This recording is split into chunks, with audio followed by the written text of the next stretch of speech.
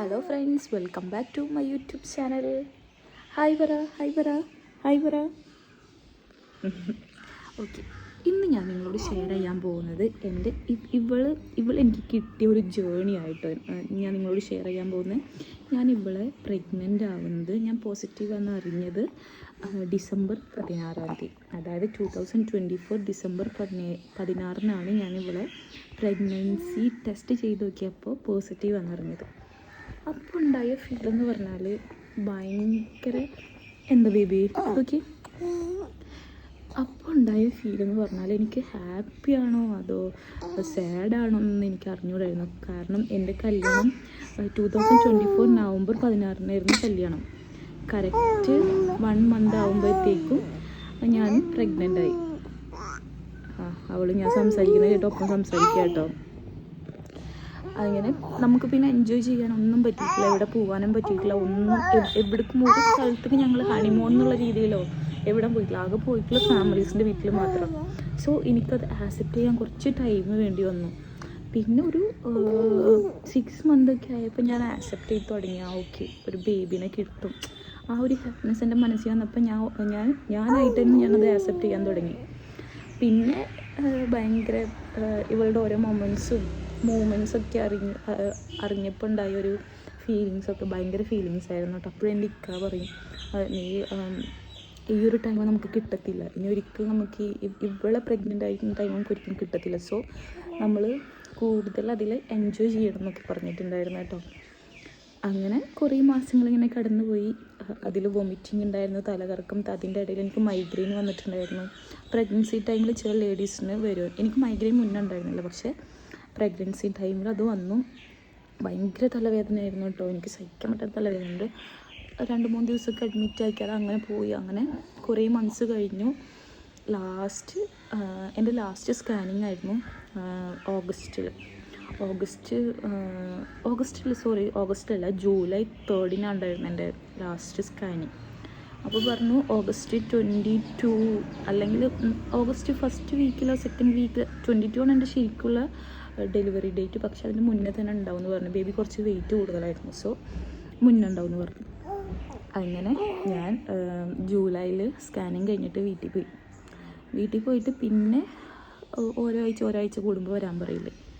First ആഴ്ച പോയപ്പോൾ കുഴപ്പമുണ്ടായിരുന്നില്ല. Second ആഴ്ച പോയപ്പോൾ പിന്നെ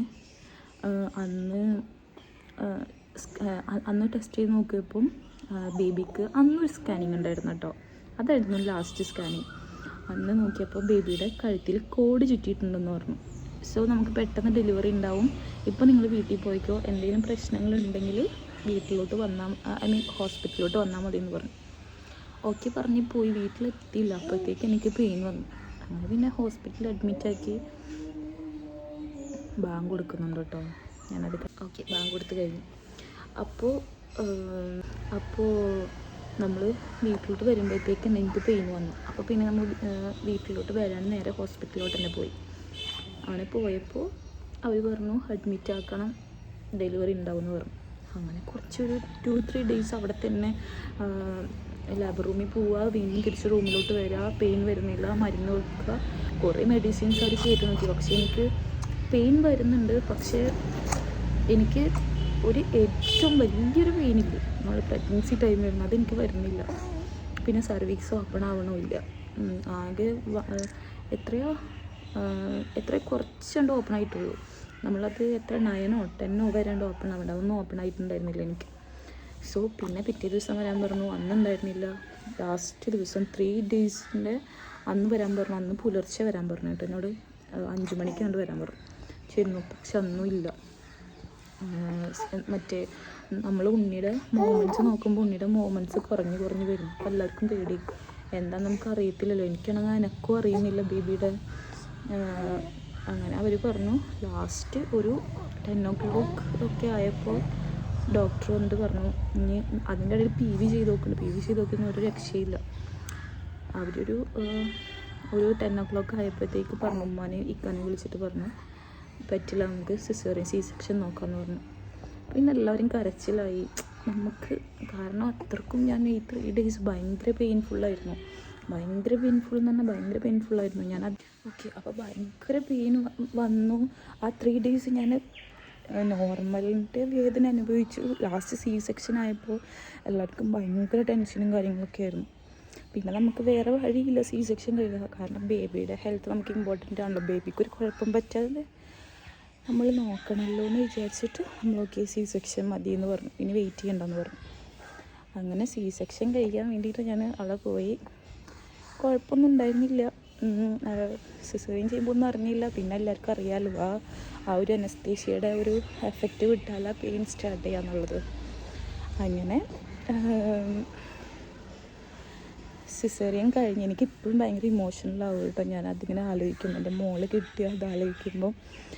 അങ്ങനെ ഞാൻ സി സെക്ഷൻ ചെയ്തു. എൻ്റെ സി സെക്ഷൻ ചെയ്ത് കഴിഞ്ഞതിന് ശേഷം എന്നോട് ഡോക്ടർ വന്നിട്ട് പറഞ്ഞു, എനിക്ക് ഭയങ്കര നമ്മൾ ഡോക്ടറിനെ പറ്റി പറയുകയാണെങ്കിൽ എനിക്കത് ഒരിക്കലും മറക്കാൻ പറ്റില്ല കേട്ടോ ഡോക്ടർ. കാരണം എനിക്ക് അത്രക്കും ഒരു സമാധാനമായിരുന്നു ഡോക്ടർ.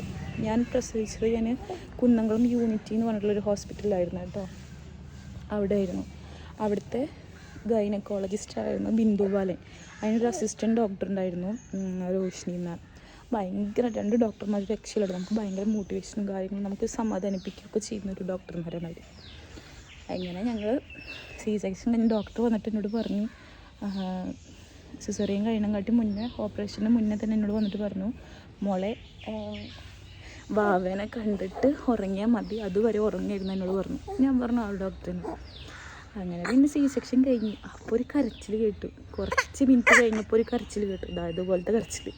അങ്ങനെ ഒരു കരച്ചിൽ കേട്ടപ്പോൾ എനിക്ക് മനസ്സിലായി ഓക്കെ ആൾ വന്നു. അപ്പോൾ ഡോക്ടർ പറഞ്ഞു ബേബി ഗേളാണ്, പേര് കണ്ടുപിടിച്ചോന്ന് ചോദിച്ചു. ഞാൻ പറഞ്ഞു ആന്ന് പറഞ്ഞു. അപ്പോൾ എന്താ? അന്ന് ഞാൻ പേര് പറഞ്ഞു, ആസ്ലിൻ ഫിൽസ ജംഷീർ എന്നാണ് ഇവിടെ പേരിട്ടത് കേട്ടോ. അങ്ങനെ ഈ ബേബിയുടെ ഫേസ് എനിക്ക് കാണിച്ചു തന്നു. ആ ഒരു 1.5 ടൈം ഞാൻ ലൈഫിൽ ഒരിക്കലും മറക്കില്ല. കാരണം എൻ്റെ പൊന്നു മോളെ എനിക്ക് കിട്ടിയ ദിവസമായിട്ട് ഒന്ന് ഉറക്കം വരുന്നുണ്ട്. ആ ഒരു ദിവസം അന്നായിരുന്നു ജൂലൈ 25 1:30 1:30 ടൈമിലായിരുന്നു കേട്ടോ എൻ്റെ മോളെനിക്ക് കിട്ടിയത്. ആ ലൈഫ് ഞാൻ ഒരിക്കലും മറക്കത്തില്ല. എൻ്റെ പൊന്നു മോൾ. അത് പിന്നെ എല്ലാവർക്കും ഹാപ്പിയായി. നല്ല കരച്ചിലായിരുന്നു ആ സമയത്ത് കേട്ടോ. ഹലോ പറഞ്ഞു മോനു, ഹലോ പറയടാ. ഓക്കെ, അപ്പോൾ ഇത്രയാണ് എൻ്റെ പ്രഗ്നൻസി, ഇവളെ കിട്ടിയ ജേണി. ആ ഡെലിവറിയുടെ ടൈമൊക്കെ ഭയങ്കര, നമുക്കത് ആ ഒരു ടൈം ഒരിക്കലും കിട്ടാത്തൊരു ടൈമാണല്ലോ. കുറേ വേദന ഉണ്ടാവും, പക്ഷെ അതിനുപരി നമുക്ക് നമ്മുടെ വാവനെ കിട്ടല്ലോ എന്നുള്ളൊരു ഹാപ്പിനെസ് ഉണ്ടാവും. സോ എല്ലാവർക്കും വീഡിയോ ഇഷ്ടപ്പെട്ടാൽ ലൈക്ക് ചെയ്യുക, ഷെയർ ചെയ്യുക, കമൻറ്റ് ചെയ്യുക, സബ്സ്ക്രൈബ് ചെയ്യുക. നെക്സ്റ്റ് വീഡിയോയിൽ കാണുന്നവരെ ചിൽഡ്രൻസ് ബൈ പറഞ്ഞേ. ബൈ.